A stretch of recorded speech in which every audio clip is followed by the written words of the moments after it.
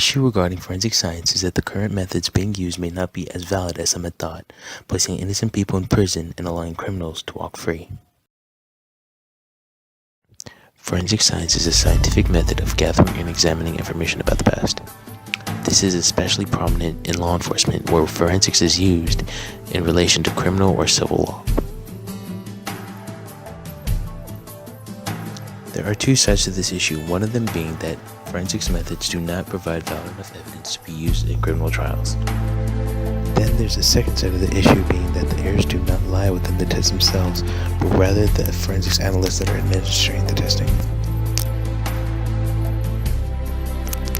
The issue regarding some of the tests used by forensics analysts is that there's a margin of error that can be made in each of the tests. That margin of error can ultimately lead to a false conviction within a criminal trial. Lacks the rigors, the standards, the quality controls and procedures that we find usually in science, and in that light, forensic science actually can sometimes contribute to wrongful convictions.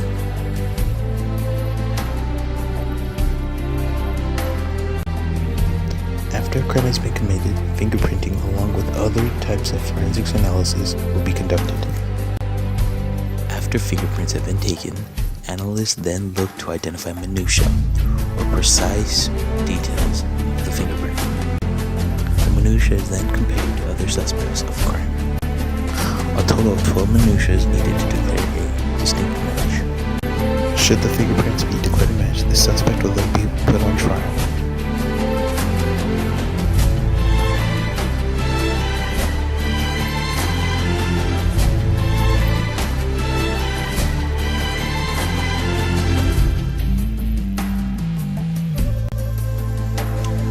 An animation of a murder that has been committed, and the analyst is looking for fingerprints.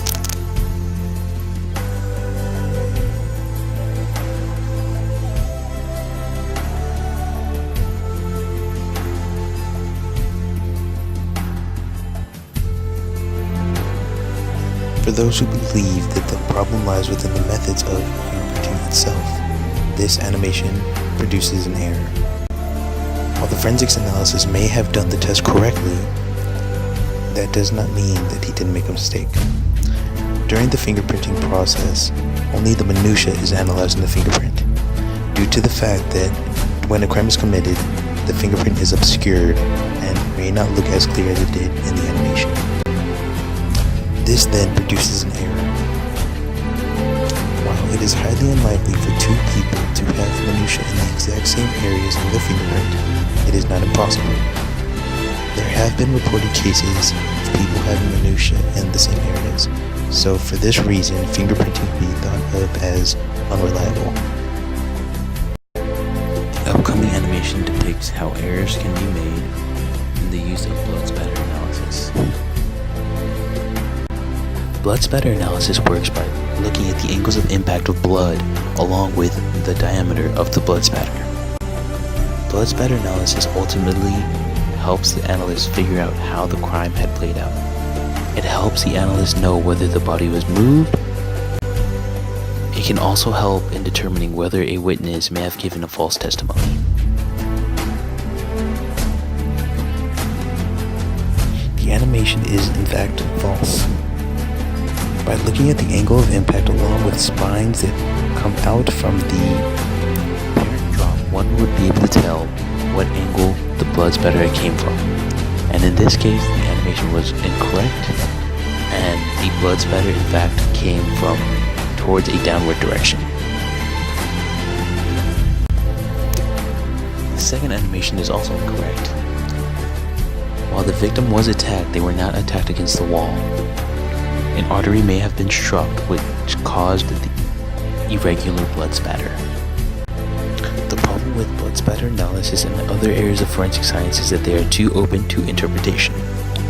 While one analyst may get one result, another analyst can get a different result, meaning that the results are not consistent. This can lead to the belief that forensic science is unreliable. The fact of the matter is that although the tests are open to interpretation, the tests are reliable, and it all depends on the experience that the forensics analysis has. How can we stop the occurrence of false convictions? One way is through the development of new methods and technologies. Already in development is the use of 3D fingerprinting. This will allow for more precise and accurate results when conducting fingerprinting. Another method is the use of a virtual autopsy.